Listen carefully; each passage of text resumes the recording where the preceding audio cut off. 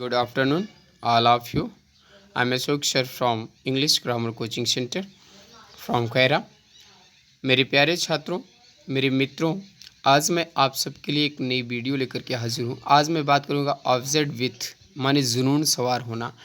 जब कभी इंग्लिश में सेंटेंस बोलना होता है कि हमें अंग्रेज़ी बोलने का जुनून सवार है, तो इस प्रकार के सेंटेंस को बनाने के लिए काफ़ी दिक्कतों का सामना करना पड़ता है। जिन विद्यार्थियों को, जिन दोस्तों को पता नहीं होता है कि किस प्रकार से मैं इसे हल करूं, कैसे बनाऊं इसको, तो मैं अशोक सर आप सबके लिए यह वीडियो लेकर के हाजिर हूं, ताकि आप लोग इस वीडियो को अच्छी तरह से समझ सकें और बोल सकें और उन विद्यार्थियों तक यह मेरी वीडियो को पहुंचा सकें कि जिसको इस वीडियो की ज़रूरत है। तो लेट्स स्टार्ट्स दिस वीडियो। आइए आज शुरू करते हैं इस वीडियो को। देखिए यहाँ पर लिखा है आपका सबसे पहला कॉन्सेप्ट देखिए, सबसे पहले कॉन्सेप्ट पर ध्यान दीजिए।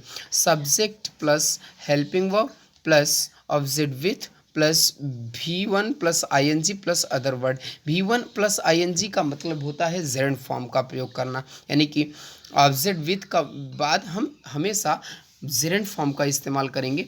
तो ध्यान देना होगा। फर्स्ट एग्जाम्पल है, यहाँ पर देखिएगा, फर्स्ट एग्जाम्पल है, हमें अंग्रेज़ी बोलने का जुनून सवार है। हमें अंग्रेज़ी बोलने का जुनून सवार है, यानी कि we are obsessed with speaking English. We are obsessed with speaking English. दूसरा है, उसे खाना पकाने का जुनून सवार है। She is obsessed with cooking food. She is obsessed with cooking food. तीसरा एग्जाम्पल है, तुम्हें उससे प्यार करने का जुनून सवार है। You are obsessed with loving her. मुझे शराब पीने का जुनून सवार था। I was obsessed with drinking wine. Virat को मैच जीतने का जुनून सवार था। Virat was obsessed with winning the match. मुझे विदेश जाने का जुनून सवार था। I was obsessed with going to foreign. I was obsessed with going to foreign. यानी कहने का तात्पर्य है मेरे मित्रों कि आपको यह वीडियो अच्छी तरह समझ में आ रहा होगा। ऑब्जेक्ट विथ के बाद हमेशा ध्यान रखना होगा लाइफ में कि ऑब्जेक्ट विथ के बाद हमेशा यानी कि जेरंड फॉर्म का इस्तेमाल करेंगे। कभी भी इसके साथ V1 V2 V3 and V5 का इस्तेमाल नहीं किया जाता है।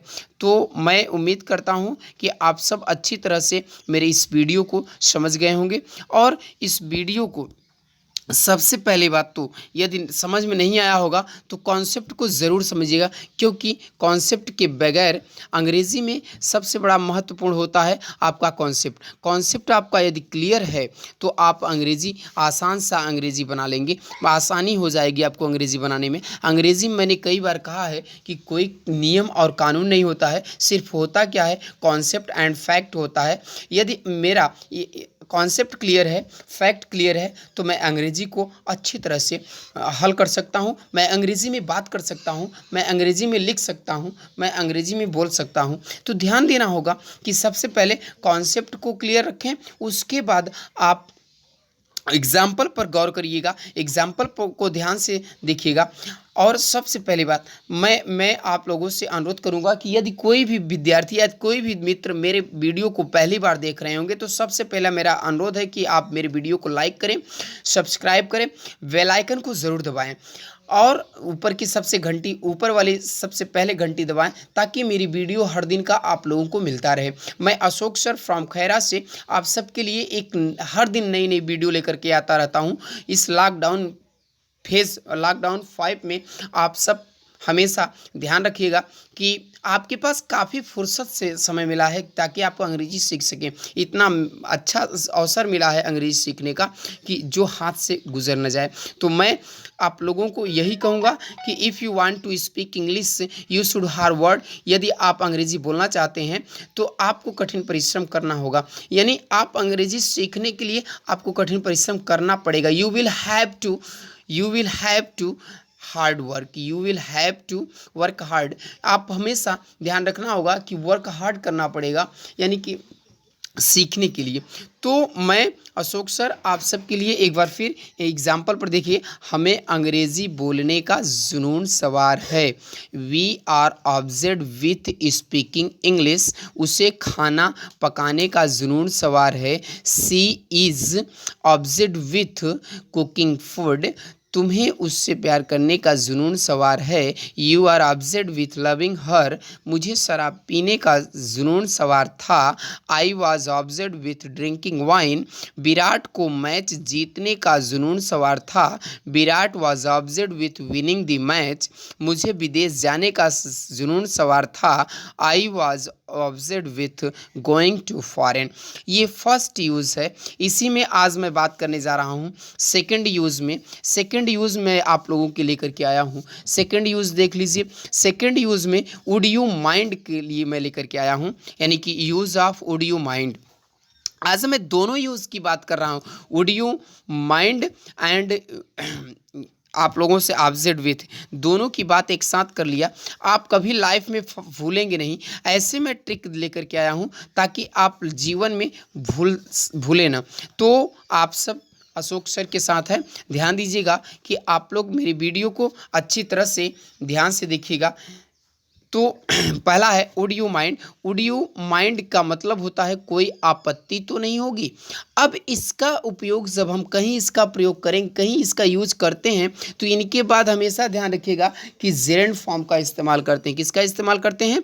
जेरेंट फॉर्म का इस्तेमाल करते हैं। तो ध्यान रखिएगा कि हमेशा क्वेश्चन है, यानी कि इसका कॉन्सेप्ट पहले देख लीजिएगा, फिर उसके बाद क्वेश्चन देखते हैं। पहले कॉन्सेप्ट देखिएगा। कॉन्सेप्ट क्या है? कॉन्सेप्ट में ध्यान देना है कि would you mind plus V4 plus object का इस्तेमाल करेंगे, यानी कि would you mind plus V1 plus ING plus object का इस्तेमाल करेंगे। जैसे उसे बात करने में आपको कोई आपत्ति तो नहीं होगी, would you mind talking to her या would you mind talking to him, इस प्रकार का इस्तेमाल करेंगे। दूसरा है उसको मेल भेजने में आपको कोई आपत्ति तो नहीं होगी, would you mind sending him an in email and email, हमने कहा उसको ईमेल भेजने में आपको कोई आपत्ति तो नहीं होगी। तो आप क्या लिखेंगे? Would you mind sending him an email. अब दूसरा है अपना सामान खोने में, आप खोलने में, अपना सामान खोलने में आपको कोई आपत्ति तो नहीं होगी। Would you mind opening your luggage, would you mind opening your luggage. एक बार फिर रिपीट कर देता हूँ, would you mind plus V1 plus ING plus object का इस्तेमाल करेंगे आप सब। इसका प्रयोग तब करेंगे जब किसी भी सेंटेंस में कोई आपत्ति तो नहीं होगी, इसका भाव प्रकट होगा। तो हमेशा ध्यान रखिएगा कि उससे बात करने में आपको कोई आपत्ति तो नहीं होगी। Would you mind talking to her या would you mind talking to him, इसका प्रयोग करेंगे। ध्यान दीजिएगा थोड़ा सा यहाँ पर, उसको मेल भेजने में आपको कोई आपत्ति तो नहीं होगी। Would you mind sending him an email, अपना सामान खोलने में आपको कोई आपत्ति तो नहीं होगी। Would you mind opening your luggage. अब ध्यान रखिएगा प्यारे छात्रों, यहाँ पर टॉक के साथ हमेशा यल हमने नहीं लिखा था, शायद आप लोग अब समझ गए होंगे। यल आप लोग यूज़ कर लीजिएगा। हमने लिखा था would you mind talking to her him, तो यहाँ पर टेक ही इस्तेमाल कर दिया था मैंने, स्पेलिंग में मिस्टेक हो गई थी, तो स्पेलिंग को ज़रूर इम्प्रूव कर लेंगे। यानी कि आपका अंग्रेजी का सबसे मोस्ट इम्पॉर्टेंट फाउंडेशन होता है आपकी स्पेलिंग, मीनिंग। मीनिंग और स्पेलिंग यदि आपको याद है तो आप अंग्रेजी अच्छी तरह से बोल सकते हैं, आप अंग्रेजी सीख सकते हैं। तो मैं अशोक सर आप सबके लिए एक बार फिर यही कहूँगा कि जो भी छात्र यदि मेरी वीडियो पे नए होंगे तो सबसे पहले मेरे वीडियो को लाइक करें, सब्सक्राइब करें, बेल आइकन को दबाएं और मेरे वीडियो को उन विद्यार्थियों तक पहुंचाइए जिनको इस वीडियो की ज़रूरत है, जो अंग्रेज़ी में क्रांति लाना चाहते हैं, जो अंग्रेज़ी में क्रांति मचाना चाहते हैं। तो मैं एक बार फिर आप लोगों से यही कहूँगा कि ऐसे ही मेरी वीडियो को देखते रहिएगा और ऐसे ही मेरी वीडियो को लाइक करिएगा। और आप उन तक पहुंचाइएगा जिन्हें इस वीडियो की ज़रूरत है। आज मैंने फर्स्ट बात किया ऑब्जेक्ट विथ का और दूसरा बात किया ऑडियो माइंड का। आज मैं आप लोगों का थोड़ा सा लंबा वीडियो हो गया, तो आप इस वीडियो को ज़रूर पॉज करके देखिएगा और स्क्रीनशॉट लेकर के देखिएगा। कभी भी किसी भी समय यदि आप मेरे वीडियो को देख रहे बैठे तो मेरा एक रिक्वेस्ट है आपसे कि आप कॉपी कलम ज़रूर लेकर के बैठिएगा, ताकि ऐसे शब्द आपके निगाहों से, आपकी नज़रों से छूट न जाए, ताकि आप लोग इस वीडियो को अच्छी तरह से देख सकें और अंग्रेजी सीख सकें।